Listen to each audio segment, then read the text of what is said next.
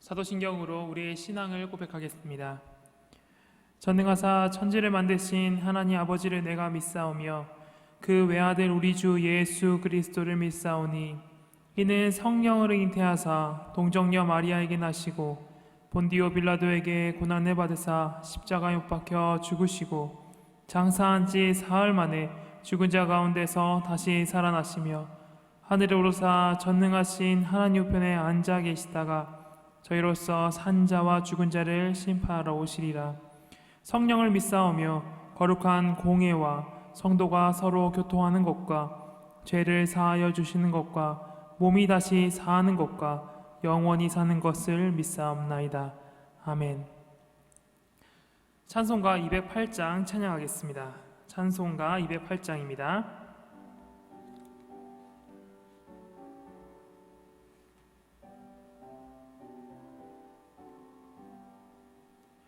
내 주의 나라와 주 계신 성전과 피 흘려 사신 교회를 늘 사랑합니다. 내 주의 교회는 전성과 같아서 눈동자같이 아끼서 늘 보호하시네. 이 교회 위하여 눈물과 기도로 내 생명 다하기까지 늘 봉사합니다. 성도의 교제와 교회의 위로와 구주와 맺은 언약을 늘 기뻐합니다. 하늘의 영광과 베푸신 은혜가 진리와 함께 영원히 시온에 넘치네. 아멘.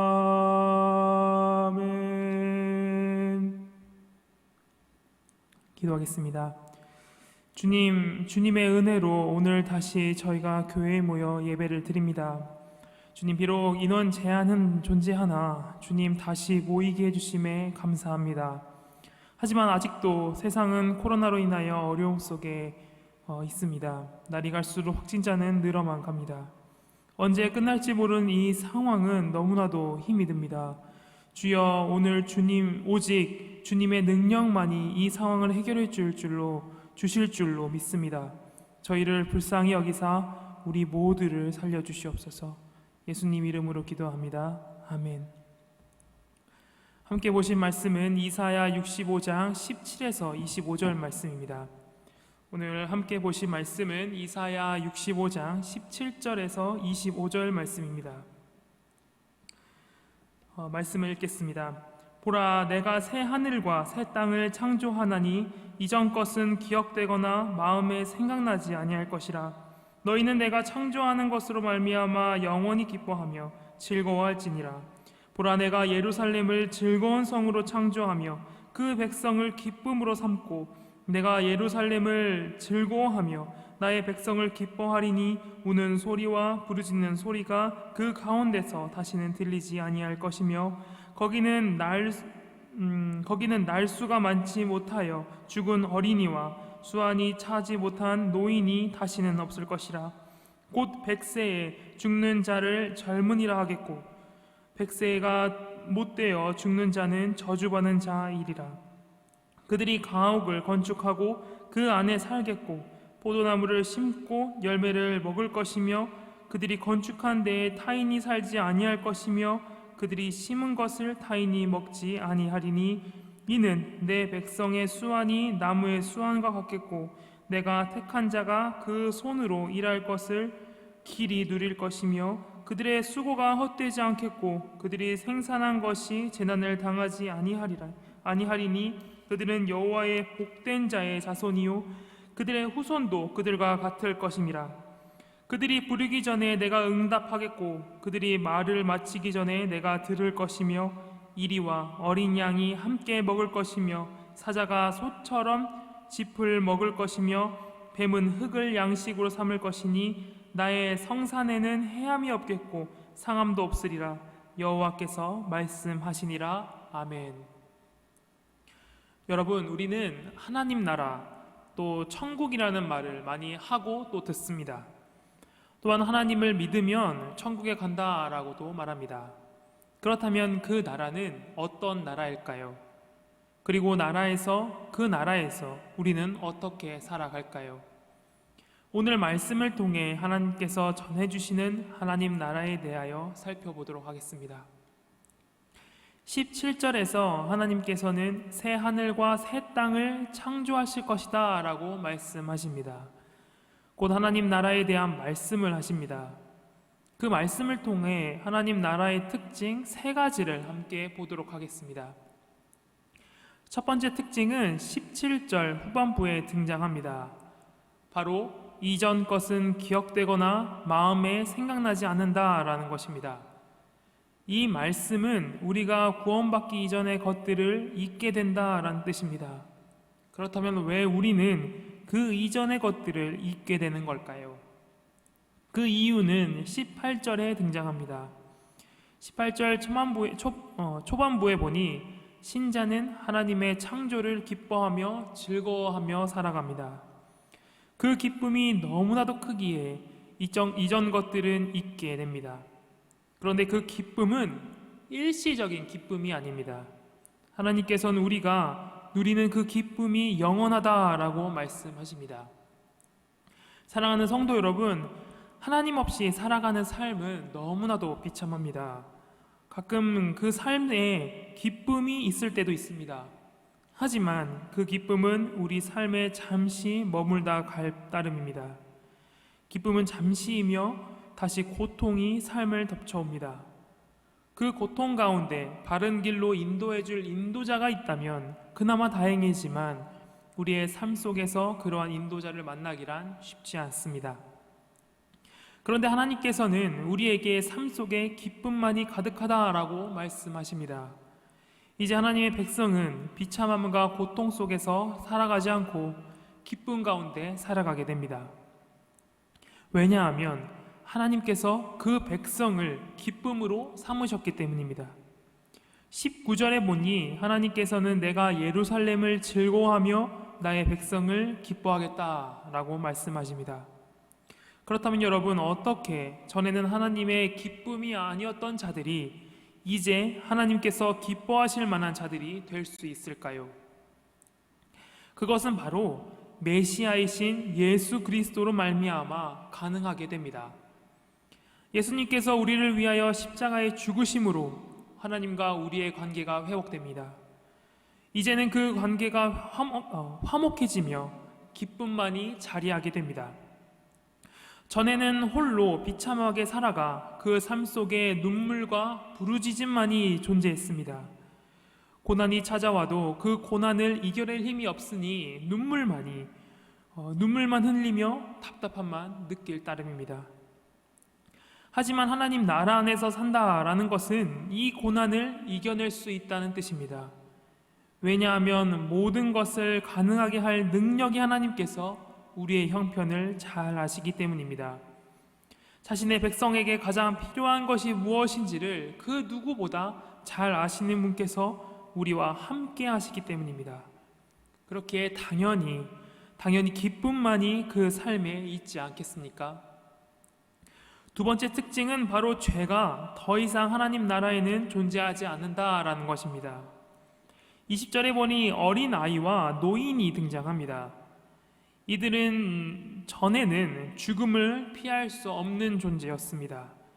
어린이는 주어진 날이 많지 않아 일찍 죽기도 합니다. 노인은 또한 날이 차서 죽음을 맞이합니다. 어느 쪽이 되었든 사람은 죽게 됩니다. 그렇다면 여러분, 사람은 왜 죽게 되는 걸까요? 단순히 더 이상 사람의 몸이 견디지 못하기 때문에 죽는 것일까요? 성경은 죽음이 죄의 결과다라고 이야기합니다. 어린이가 되었든 노인이 되었든 그들이 죽는 이유는 바로 그들 자신의 죄 때문입니다. 그런데 하나님께서는 새롭게 창조된 나라에서는 그 죽음이 없다고 말씀하십니다. 다시 말해 더 이상 죄가 사람을 지배하지 못합니다. 사람들은 하나님 나라에서 영원한 기쁨만을 누리는 것이 아닙니다. 그들은 하나님 나라에서 하나님과 함께 살아가며 영원한 생명을 얻게 됩니다. 바로 이것이 예수 그리스도를 믿음으로 얻게 될 바로 그 생명입니다. 요한은 요한일서 5장 12절에서 이렇게 말합니다. 아들이 있는 자에게는 생명이 있고 하나님의 아들이 없는 자에게는 생명이 없느니라. 아멘. 사랑하는 성도 여러분, 하나님의 아들을 믿어 그 나라에서 살아가는 것은 생명을 얻어 영원히 살아간다라는 뜻입니다. 하나님 나라의 백성인 우리의 죄는 모두 해결되었습니다. 죽음은 더 이상 신자의 걱정거리가 아닙니다. 세 번째로, 하나님께서는 하나님 나라 안에 있는 백성을 돌보시며 보호하십니다. 21절과 22절 초반부는 똑같은 내용을 한 번은 긍정적으로 또 다른 한 번은 부정적으로 말하고 있습니다. 21절에 보니 사람들은 하나님 나라에서 가옥을 건축하며 그 집에서 살아갑니다. 또 사람들은 자신들이 심은 포도나무 열매를 먹으며 살아갑니다. 그런데 22절 초반부는 백성이 건축한 곳을 다른 사람들이 살지 않는다라고 말합니다. 또 그들이 심은 것은 타인이 먹지 않는다라고도 말하고 있습니다. 그렇다면 하나님께서 이렇게 같은 내용을 다르게 반복해서 말씀하신 이유는 무엇일까요? 이는 하나님 나라에서 사는 삶과 지금 현재 우리가 사는 세상의 삶을 비교하기 위함입니다. 세상은 어떻습니까? 남의 것을 탐하며 살아갑니다. 내가 열심히 이룬 것을 다른 사람이 가져갈 때가 있습니다. 22절을 다시 한번 생각해 보면 백성이 건축한 곳을 사는 다른 사람이 있다라는 것입니다. 또 백성이 심은 것을 먹는 타인이 존재합니다. 이러한 삶이 어떻게 공정하게 느껴질 수 있을까요? 그런데 하나님 나라에서는 다릅니다. 23절에 보니 하나님께서는 그들의 수고가 헛되지 않는다라고 말씀하십니다. 이제 남의 것을 탐하는 그 욕심이 그 나라에는 존재하지 않습니다. 하나님 나라 안에서 살아가는 그 모든 자들은 자신의 것에 만족하며 살아갑니다. 욕심이라는 죄악은 더 이상 그들을 지배하지 못합니다. 되려 신자는 자신이 누리는 그 모든 것이 하나님으로부터 주어졌다는 사실을 알기에 감사하며 살아갑니다. 바로 그 은혜의 복을 신자는 누리며 살아가는 겁니다. 사랑하는 성도 여러분, 이 은혜를 예수 그리스도께서 재림하셨을 때 완전히, 이 은혜는 예수 그리스도께서 재림하셨을 때 완전히 이루어집니다.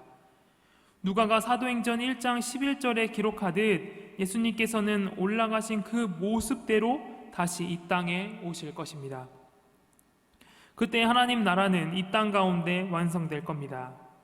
그리고 앞서 주께서 이사야를 통해 우리에게 말씀하신 그 은혜들을 우리는 누리며 살아가게 됩니다. 더 이상 죄는 우리를 지배하지 못하며 오직 하나님과 함께하는 기쁨의 삶을 살아가게 됩니다.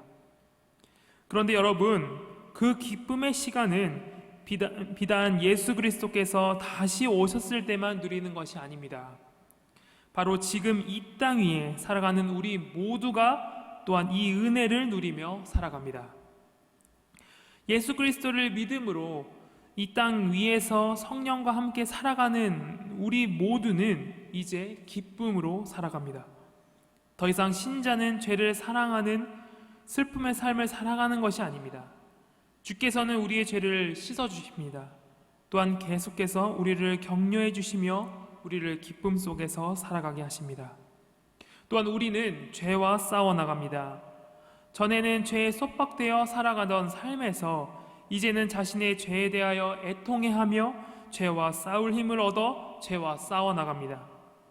물론 우리는 자주 죄로 인하여 넘어지며 낙담하며 슬픔 속에 살아가기도 합니다. 하지만 주님께서는 그러한 과정 가운데 우리에게 힘을 주시며 우리가 주의 은혜로 살아가도록 하십니다. 또한 이제는 주님을 의지할 수 있는 방도를 주셨으니 기도할 수 있는 자들로 세워주십니다. 그 기도를 들으시는 하나님께서는 오늘 본문 이사야 65장 24절에 이렇게 말씀하십니다. 그들이 부르기 전에 내가 응답하겠고 그들이 말을 마치기 전에 내가 들을 것이며. 아멘. 사랑하는 성도 여러분, 주께서 이렇게 우리의 기도를 들으시겠다 말씀하십니다. 그렇다면 우리와의 약속을 귀하게 여기시고 그 약속을 반드시 지키시는 하나님께서 자신이 하신 말씀을 마땅히 지키지 않으시겠습니까? 그러므로 여러분, 하나님의 약속을 믿으시기 바랍니다. 또 주님께서는 이어서 25절에도 이렇게 말씀하십니다. 나의 성산에서는 해함이 없겠고 상함이 없으리라. 여러분, 주께서는 어떠한 고난 가운데서도 우리를 지켜주십니다. 그러므로 언제나 어떤 상황에서든 하나님을 의지하며 살아가시기 바랍니다. 사랑하는 성도 여러분, 이 땅 가운데서 우리는 하나님의 백성으로 살아갑니다. 하지만 우리 안에 있는 죄는 우리를 하나님 백성답지 못하게 만듭니다. 심지어 세상과 사탄은 우리를 계속해서 공격합니다. 세상은 너무나도 부당하게 보일 때가 많습니다. 공정하지 못하며 수고한 만큼 얻지 못하는 것 같습니다. 기쁠 때도 있지만 그 기쁨은 잠시뿐이며 다시 삶의 고통이 잠식해 옵니다. 그러나 여러분, 신자는 절망하고 낙담할 이유가 전혀 없습니다. 왜냐하면 영원한 기쁨을 주시겠다고 약속하신 영원하신 우리의 아버지가 우리와 함께 하시기 때문입니다. 또 하나님께서 우리에게 기쁨이 되어주시기 때문입니다. 그 기쁨의 하나님의 나라에서 우리는 이미 살아가고 있습니다. 그 나라는 또한 예수님의 재림과 함께 완성되어 우리는 그 나라에서 영원히 살아가게 될 겁니다. 그러므로 여러분, 그 재림의 때를 기대하며 살아가길 바랍니다. 그 나라로 계속해서 이끌어 주실 성령께 의지하여 또 그 나라의 왕이신 예수 그리스도를 믿으시며 또 이 모든 것을 계획하신 하나님의 뜻을 바라보며 살아가길 바랍니다. 그 삶 속에서 늘 기쁨을 누리며 살아가는 우리 강병교회 되길 바랍니다. 기도하겠습니다. 사랑과 은혜로 충만하신 하나님 아버지, 날마다 주님의 은혜에 감사하며 살아가길 바랍니다. 주님, 저희는 연약하여 하나님의 은혜를 잊고 살아갈 때가 많습니다. 하지만 주님, 저희는 주의 백성이며 주님께서 저희를 영원한 나라에서 영원히 기뻐하며 살도록 하실 줄 믿습니다.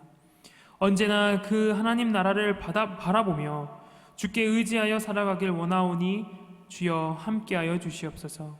예수님 이름으로 기도합니다. 아멘. 하늘에 계신 우리 아버지여, 이름이 거룩히 여김을 받으시오며 나라가 임하시오며 뜻이 하늘에서 이루어진 것 같이 땅에서도 이루어지이다. 오늘 우리에게 일용할 양식을 주시옵고 우리가 우리에게 죄 지은 자를 사하여 준 것 같이 우리 죄를 사하여 주시옵고 우리를 시험에 들게 하지 마시옵고 다만 악에서 구하시옵소서. 나라와 권세와 영광이 아버지께 영원히 쌓옵나이다. 아멘.